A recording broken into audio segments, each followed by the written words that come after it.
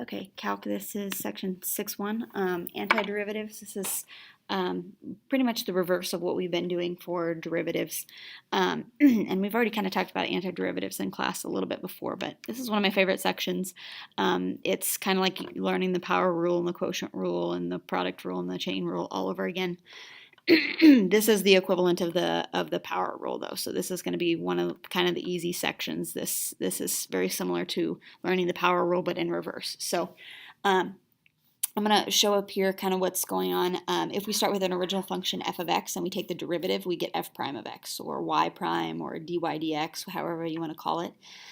If you would take the antiderivative of f prime, it would get you back to the original. Okay, so derivative of this guy will give you this guy. Antiderivative of this guy will get you back to the original. Okay, now the antiderivative of an original function, we note that as capital F. Okay, so if I take the antiderivative of an original function, it will give me capital F.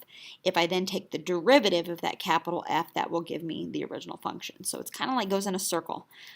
So we're just completing this half of it over here. All right, so antiderivatives. The definition of an antiderivative is if I would take the derivative of an antiderivative, it would give me back to the original function. Capital F means antiderivative. If I take the derivative of that, that gets me back to the original. So that's kind of what the definition of antiderivative is. It's like a way to go back in reverse, okay? Now, representing an antiderivative, you have, I think we've talked about this before, like y equals, let's say 4, okay, y equals 4. If you think to yourself, like, what would give me a derivative of 4? Like, if I took the derivative of something, let's say this is y prime, what function, if I take the derivative, would give me a value of 4? That would kind of lead you back to the equation y equals 4x, right? The derivative of 4x is 4. But it's not only 4x, it's 4x plus 2, or 4x plus 7, or 4x minus 12. It's any of those numbers I can take the derivative of to get 4 because all of these constants are going to drop off. So we talk about the derivative as capital F of x plus any constant we want to. So every single one of your answers when you take the antiderivative is going to have plus c on the end of it. Because we don't know what that constant is, we're just going to put plus c because it could be any number on the end there. We don't know for sure. All right. So the constant c is called the constant of integration. The family of functions represented by g is the general antiderivative. So these are all general antiderivatives. Okay. And then f prime plus c is the general solution. So these are the general antiderivatives.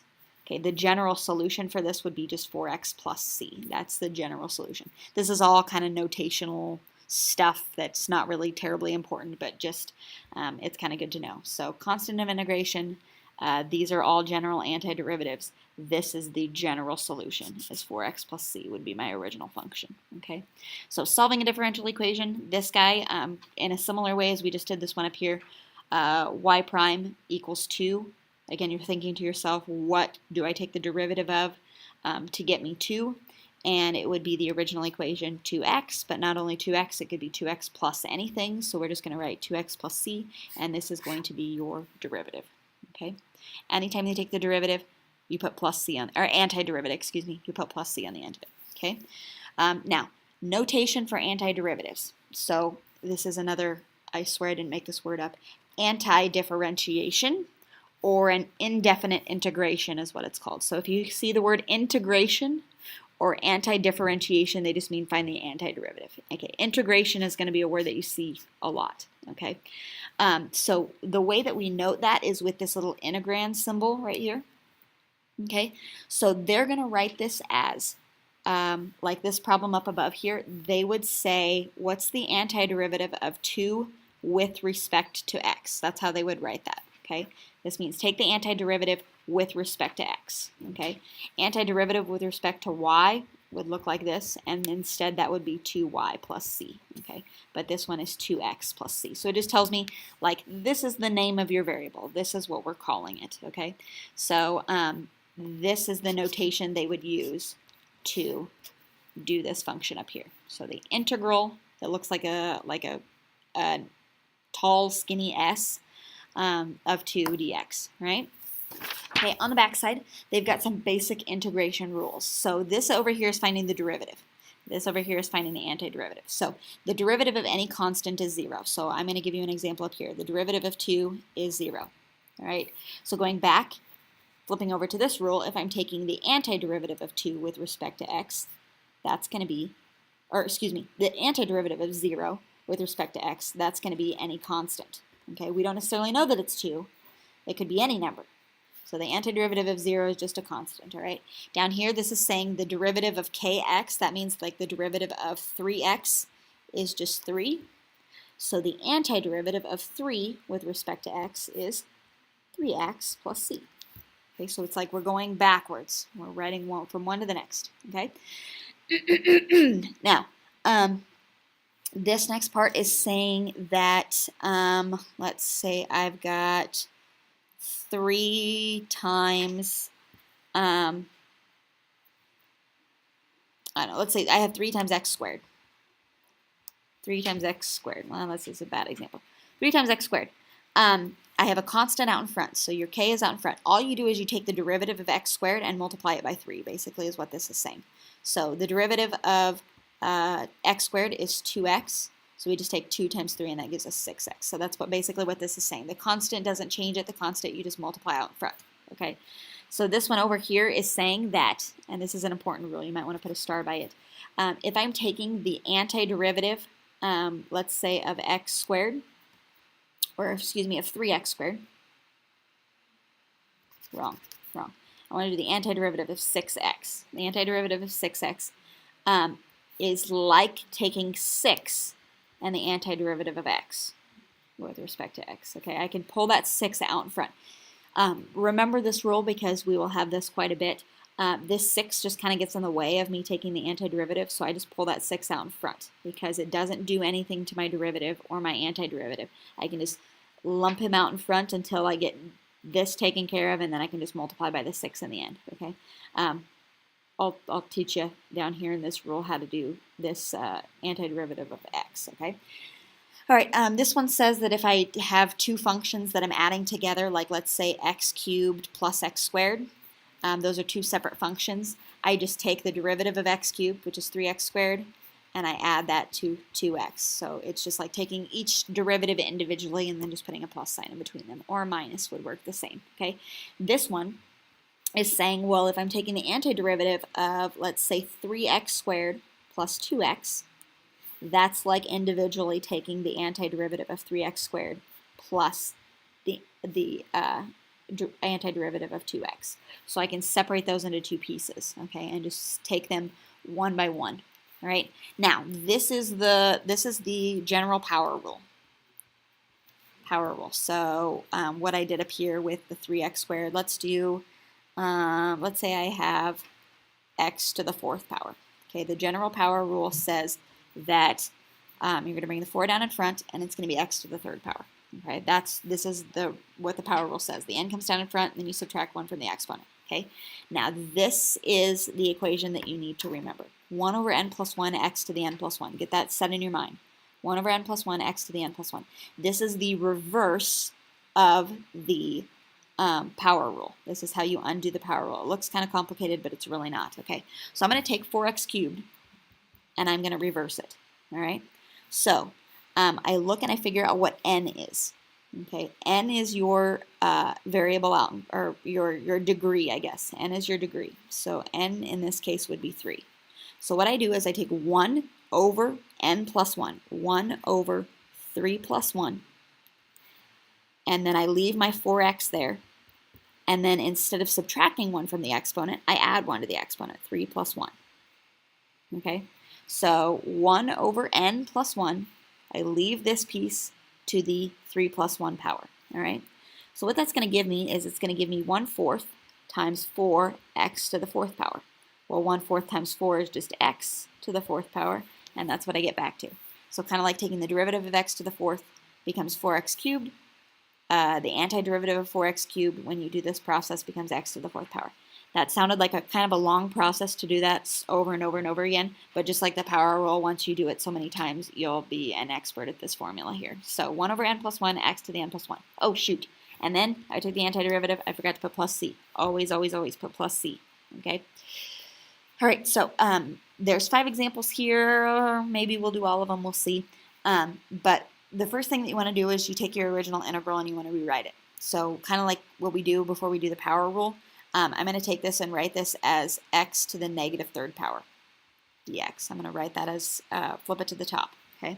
Then I do 1 over n plus 1 x to the n plus 1. N here is negative 3. That's my degree. So I do 1 over negative 3 plus 1 x to the negative 3 plus 1 power. Right? This is negative 1/2. Yeah, x to the negative 2 power. So that's like saying negative 1 over 2x squared. I move that x squared to the bottom, so it becomes 2x squared. Okay.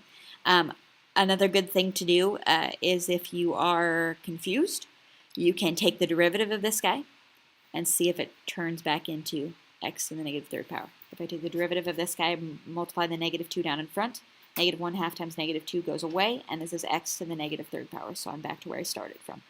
Okay, so, shoot, plus c again. I'm terrible at this. I'm out of shape. Plus c, all of these should have plus c on the end because I can take the derivative of a constant and it goes away. All right, this one here, same thing. I'm going to do this one over here so I have more room. X to the 1/2 power is what that is. So I do 1 over n plus 1,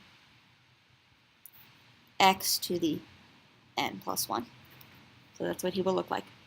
Okay. Now, 1 over 1/2 plus 1. 1/2 plus 1 is 3/2.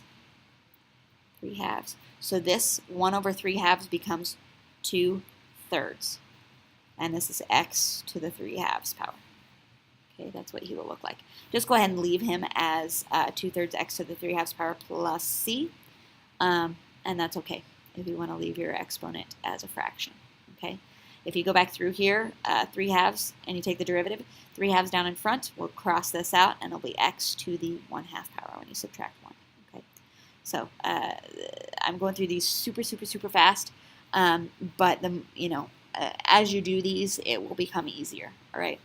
Number 3, if I move this, or if I change this x, this will be to the 1/2 power, but if I move it in to the top, it will look something like this. Let me use a different color so I'm not running into each other. Okay, I will have x plus 1 times x to the 1/2 power. Okay, so here's what I can, negative 1/2 power. When I move the 1/2 to the top, that'll become negative 1/2 power. So when I do this, when I distribute him through, this is x to the first power and x to the negative 1/2. That will just be x to the 1/2 again. 1 minus 1/2 is 1/2. Okay, plus x to the negative 1/2 power like this. Okay, 1 times x to the negative 1/2 is this. All right, now I do 1 over n plus 1 x to the n plus 1. Okay, now I could, since the square root of x is this guy, that this is like saying the square root of x. I know that the derivative of the square root of x is 2/3 x to the 3/2 power. Let's just cheat. I know that this guy turns into that guy. All right, so all I have to do is this one. So plus 1 over n is negative 1/2 plus 1 x to the negative 1/2 plus 1. All right? So this guy's going to stay the same. Negative 1/2 plus 1 becomes positive 1/2. And if I take 1 over that, this guy just becomes 2. Okay? X to the negative 1/2 plus 1 is just positive 1/2 plus c. So my final answer, if I write him out nicer, is 2/3 x to the 3/2 plus 2 x to the 1/2 plus c. That's what he will look like. Okay? If you take the derivative, you should end up with the original problem. Well, some form of the original problem up here. Okay? I'm going through this super fast, so if I'm going too fast, please, please, please stop, and you can just take a breather. All right? Number 4 up here, I kind of wrote over top of it. When I have this integral and I have just dx on it, there's no number here, so we assume the number is 1, just like with anything else. There's no number, we assume that that number is 1. So you're kind of thinking to yourself, what can I do, or what can I take the derivative of to get 1? and that would just be 1x. Anytime you take the antiderivative of a constant, you just tack an x on the end of it, and then plus c. Okay, so that was this guy. This guy was pretty easy. And number 5, we're taking the antiderivative of these 3 pieces. So we just do that in chunks. Okay. All right. So here my n is 4, my n is 2, and my n is 1. Okay. So let's just do this first chunk first. 1 over n plus 1. N is 4 plus 1. And then I have 3x to the 4 plus 1 power. Right? 1 over 4 plus 1, 3x to the 4 plus 1 power. Right? Minus 1 over n plus 1, n is 2, so 2 plus 1. Then I've got 5x to the 2 plus 1 power. This part right down here, underneath of your fraction, should always be what your exponent is. So 4 plus 1, 2 plus 1, 2 plus 1, blah, blah, blah, all that stuff. Okay? Plus 1 over, my n is 1 in this case, 1 plus 1, x to the 1 plus 1 power. All right? Oh my goodness. So we've got a mess here. All right, so let's go down here. 1 over 4 plus 1 is 1/5. And then I have times 3x. So I'm going to do this. That is 3/5 x to the 5th power. 3 and 1/5 make 3/5. 3/5 x to the 5th power. Minus, this guy will be 1/3, because 1 over 2 plus 1, times 5. So I'm going to make that 5/3 x to the 3rd power. Okay, plus 1 over 2 x to the 2nd power. And then I have plus c. All right, so here's my antiderivative. All right, I am going to go back through and do this one as the derivative right quick. Okay, so taking the derivative of this guy, just check and see if it matches up with the original. If I take the 5 and move it down in front, 3/5 times 5 is just 3, so this would be 3x to the 4th power. Minus, if I pull the 3 down in front, the 3's cancel out, so I'll have 5x squared. 2 times 1/2 is just 1, so it'll be just plus x. And then the c will go away because the derivative of any constant is 0. So this is what I have if I take my derivative, and that's what he looked like to begin with. Okay? All right, I'm going through this super speed. All right, so there's a couple examples, 1 through 5, of how you do antiderivatives. This last one that we're going to look at is a particular solution. We call it a particular solution. So there's just one more little thing that we have to do on the end here. All right. So looking at 3x squared minus 1, I'm going to take the antiderivative of it. So 3x squared, my n is 1, or is 2. So I have 1 over 2 plus 1 times 3x to the 2 plus 1 power minus the antiderivative of 1 is 1x. So if you can just remember that, that's 1x. Like, what do I take the derivative of to get -1? That would be -1x. So let's simplify this guy here. This would be 1/3 times 3, and 1/3 times 3 just goes away. So this would just be x to the 3rd minus x, and then plus c. They have this written right here. X to the 3rd minus x plus c. Okay, now, it says the graphs of any two antiderivatives of f are just vertical translations of each other. So, like, let's say c is 2. So I would have x cubed minus x plus 2. Or let's say that it is -4. Okay? Or let's say it is +8. Okay? These 3 functions, whatever my c value is, determines just how high or how low he goes. So these are all the same function. They're just vertical translations of each other. This is up 2, this is down 4, this is up 8, whatever. Okay? Now, there's only one translation, though, that passes through the point 2, 4, and we can figure out what it is. Okay? So this is saying that y equals x cubed minus x plus 3, or plus c. We're just trying to figure out what c is. Kind of like when you're doing y equals mx plus b, you're trying to figure out what b is. You just plug those 2 points in for x and y and solve for c, and then you're done. So 2 goes in for x. So 2 to the 3rd power minus 2 plus c equals y is 4. All right?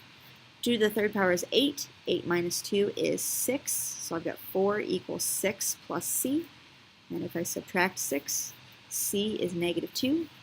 And I get the equation x to the 3rd minus x minus 2, because that's what c is. And there's my particular solution. This one I was able to identify what C is because I have a point that I'm going through. All right, this is called a particular solution because C can be solved. Right?